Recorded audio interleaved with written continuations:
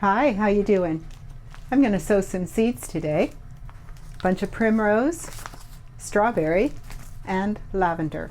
I thought maybe you'd like to hang out and see how I'm going to go about doing that. My name is Sharon. I garden on a large yard in a small town in east central Saskatchewan, Zone 3. Welcome to my Sask Garden.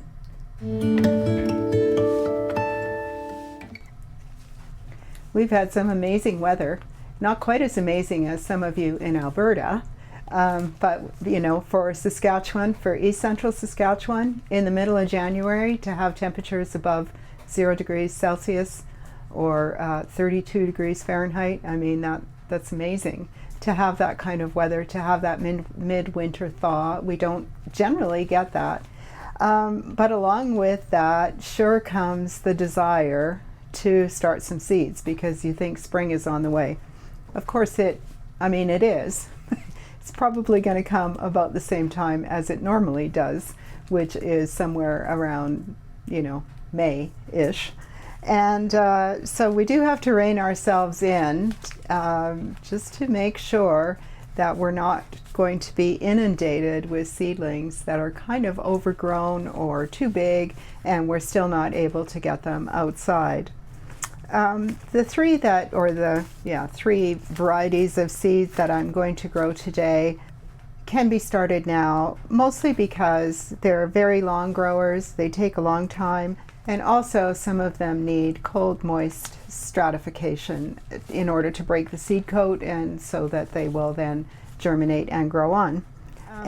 Anyways, we're going to talk a little bit first about what you can sow into. I see a lot of trays now coming with cells in them, and they are all together. So you get like 72 cells in a tray, maybe with a dome, and then you plant all your seeds in there, which are probably a whole bunch of different varieties, and they germinate at different times because they're different kinds of seeds. So some seeds may germinate within 2 to 3 days. For the most part, a lot of seeds take 7 to 10 days, and some, like what I'm going to sow today, can take 15 to 30 days.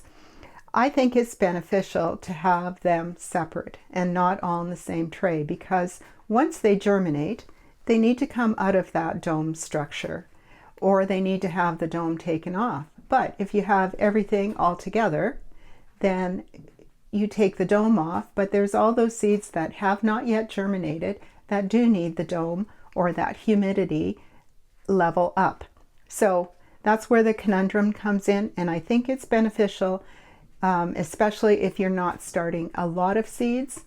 I think it's beneficial to have separate, smaller containers. Now, if you're starting 72 petunias, for example, that's fine to have them all in that same kind of cell pack that is all together. And when I say that, I have some here. So this is not 72, this is 60. And they do break apart, but I see a lot of those that are being sold as one unit don't break apart. They would probably have to be cut apart. But so they kind of come like, in a big thing like this. You're not able to take them apart, and then you have an issue. When some germinate and some don't, when you have different kinds of seeds. So I have these kind of seed packs or cell trays, which I like to use a lot. 12 of these fit into a 10 by 22 tray. And I do like to use these, and I sow into this, and then I put as many as need to be within one of those trays, put a dome on, and as these germinate, if this cell is onion, for example, and the next one is something else, and cabbage, and the next one is tomatoes, then as they germinate, I can take them out. I really like these. Sometimes, though, they need different conditions right from the get-go, like today. Today they need moist and cold stratification, some of them, and some of them can go under here, but not enough to fill up a whole tray. I also need to put it on the heat mat, and so I need to consider that I don't want to keep a whole 10 by 22 tray under there with just 1 or 2 of those black single cells to start a bunch of seeds. So I've used a variety of other things in the past, and this year I was throwing out, or I was finished with some of these. These are from Dollarama, and they're the baking cups, the cupcake cups or the muffin cups.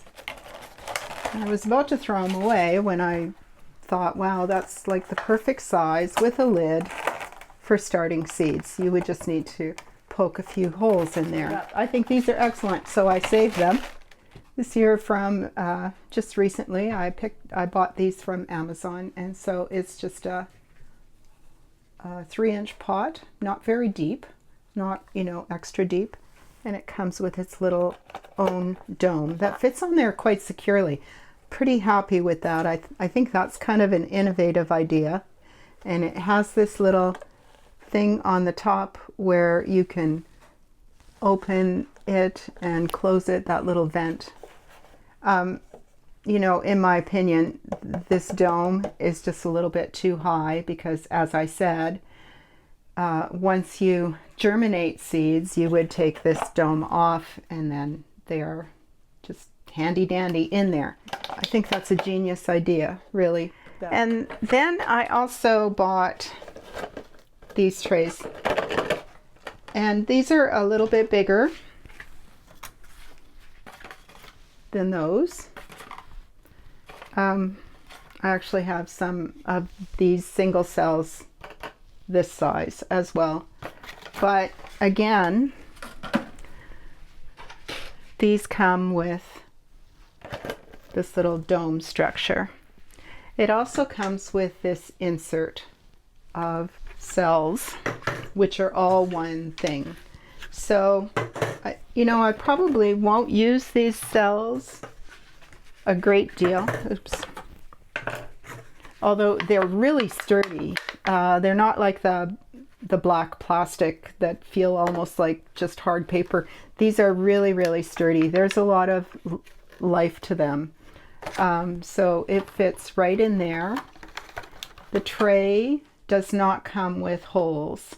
I poke these holes in there, but this cell pack does come with holes. So that would be a soaking tray if you don't poke holes in the green part.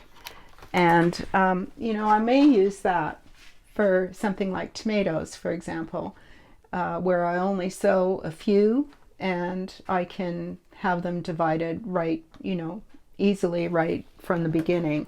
The other thing that it comes with is this little disc that works by pressing it in from the inside, and then you can just dial to open the little holes on the top or keep them closed, whichever you would need at the time. So I think that's also a pretty neat option for small batch seed starting, which is generally what I do now. I don't do anything in large amounts anymore. I have a few of this and a few of that, and so this is going to work perfectly today. So in one of those green trays, probably maybe in two of those green trays, I have this dwarf Munstead lavender, and on the back it's start indoors 6 to 8 weeks before transplanting. But then it says that you need to refrigerate it for 4 to 6 weeks and then store in a cool place at 12 to 18 degrees. Germination may take 2 weeks to 3 months. I've grown lavender before and I don't recall that. I'm pretty sure I sowed them and put them on the heat mat. And so that's what I'm going to do today with half of them. I got 100 seed in here. Germination is 83%. So if I were to sow them all and I got 80 lavender, that would still be, you know, more than I need. I mentioned before that I'm going to plant 3 or 4 into like a 4-inch pot so that I start off with a nice clump. But I think I'm going to grow half under the lights on the heat mat, and I'm going to do the cold and moist stratification for the other half. And I'll see how it goes. If one fails, then the other should work, although I really don't want to wait up to 3 months for germination to occur. I really do not remember that before, that it took that long. I think that the germination was fast, and that I used heat. I think that they like a warm temperature for germinating. The strawberries do not need cold moist stratification. It says it germinates in 21 to 28 days at a soil temperature of 15 to 18 degrees. So I am not going to put these on the heat mat. I'm just going to put them off to the side and where they still get light. And because there's just 10 very tiny seeds, I'm gonna use one of these to sow them and grow them on until they can be transplanted into something bigger, into its own cell pack. The Primrose, there's 6 different kinds of Primula here, and they all need 6 weeks of cold and moist stratification. I think we'll start first with the strawberries. So this is Pro Mix HP, which is what I use for almost everything, but this is sifted just to get out the big chunks. I'll just show you. Out of this amount, this is what I sifted out. And I'm not sure what's with all the wood chip in there. I gotta say, I'm not overly happy that there's all this wood in there and some fairly big chunks. So anyways, I did sift it. It's also pre-moistened a little. Possibly could be a little bit more, but I think that's quite nice for seed starting. What it says is this, just to press them into the soil surface and not to bury them at all. And these are the Rowena hybrid. The seed came from William Dam, and I think it said 10 to 12 seeds. I don't know that I'm even going to press it into the soil. I think I might just mist it into the soil. Just very gently tapping there.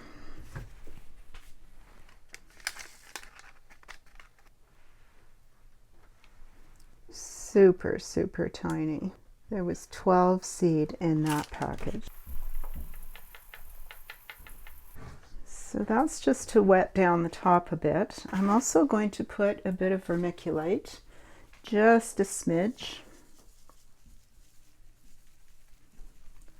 I find vermiculite helpful for holding moisture. And then I'm still going to put these in the tray with water just to get them soaked. And the little dome. That's the strawberry. Next is the lavender. And as I said with the lavender, half in the fridge and half under the lights on the heat mat. This is Lavandula angustifolia, and it is dwarf Munstead. So there's all the tiny little seeds, and a little bit difficult to count them, I guess, but I'm just going to try and judge about half. The back of this package says to barely cover seed in a moistened growing medium. So I'm just going to sprinkle, and I'm going to cover only with vermiculite. I'll just use a little bit heavier covering than I did for the strawberries. I sort of see the seed as it falls, but I can't see it after that. It's just too dark. Once they germinate, they'll grow in here for a bit, and then I will eventually transplant little seedlings into 3-inch pots. And as I said, I'll probably put 3 or 4 into each pot just to start, so I can start off with a nicer size of plant to plant in the garden.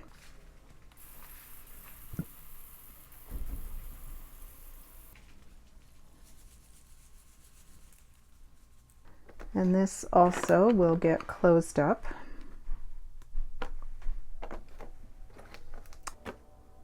These also will need just a bit of water underneath just to get them good and moist. This next tray of lavender will be the cold and moist stratification, the one that goes into the fridge. This is what I used for making holes. This bad boy. This plastic is also, I was pretty impressed with the quality of it, the sturdiness of it. I think it's excellent. It surprised me actually how good it is. I expected it to be kind of like that black plastic cell pack, but only green. I think it probably would be helpful to actually drill holes with these.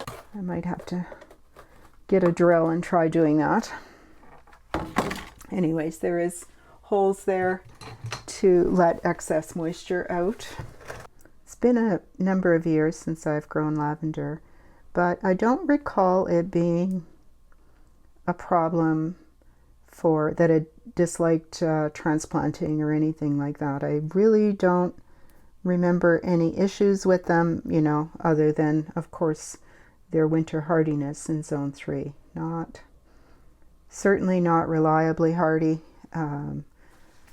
More like you're lucky kind of hardy is what I would call it.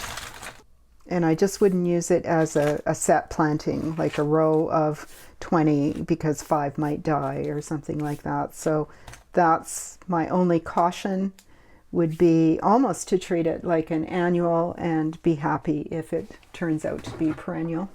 And I have also never had them seed out, so I don't think you could rely on that either, or direct sowing them. I mean, they probably would.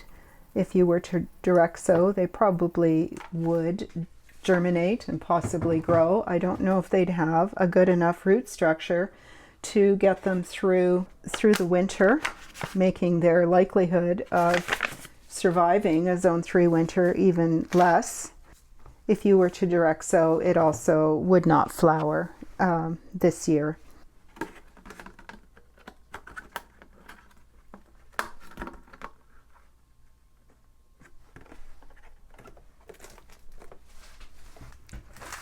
And now for the Primrose.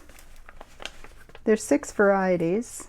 Some there's just a few seeds, very few, and some there's quite a bit of seed. You could do these with the damp paper towel in a baggie method, and that is moistening a paper towel. It should be moist like a damp sponge, not one that you could wring water out of it. That's the level of moisture that you'd want. Put the seeds on top of that moist paper towel. You can cover it with another piece of moist paper towel, so in kind of like a folded, and then you just put them in a baggie and put them in the fridge. It's an easy way to do it. I have a spare fridge in the basement here that I can line these up at the back of the fridge, and then that's going to, stop me from having to sow them again into soil. There's 6 containers. I'm going to press down just very, very lightly, and then tags. All right, there I have everything ready to go. These seeds came from Botanically Inclined, and they have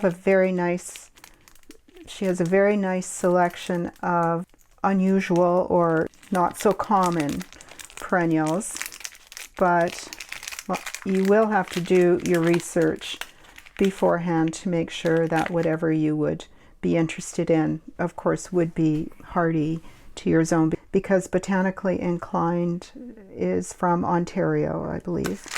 I'll try about half of the seeds. This is Primula nivalis. just put a photo of what it looks like up on the screen. So just like, actually I'm just going to do everything all at once, and then I'll put the vermiculite on all at once as well. This one is Primula polyantha Violet Victorians. It's a beautiful little flower. Primula, at least all of the ones I have here, I think Primula in itself means early bloomer, and so they're all spring blooming. Of course I have no idea what the germination rate is for any of these. Just very, very lightly pressing them in.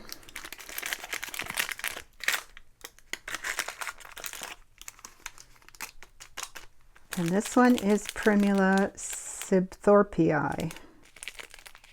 Because I have that back border that is becoming more and more shady, and because I find that it really doesn't have a whole lot of interest early on, that's specifically why I was looking for Primrose, is to have that early bloom happening.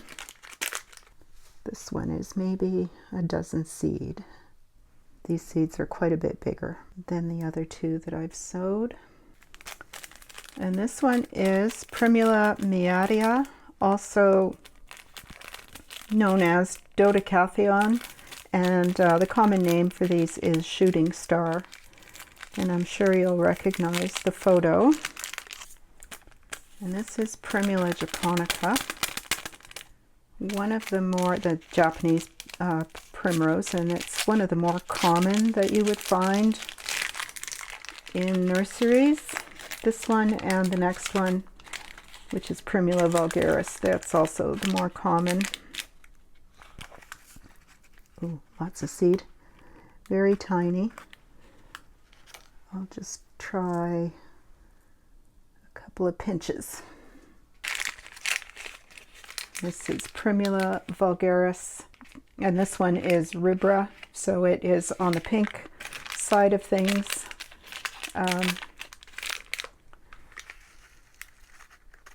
And I think I will sow all of those seed. These are a little bit bigger. Generally, I shouldn't say generally, the very fine seed needs light to germinate, and the bigger seed can handle the being covered with a bit more soil. I'm going to again press in lightly, then I'm going to use some vermiculite as the covering. Vermiculite, because of what it is, it still allows some light through. In this jug I keep reverse osmosis water.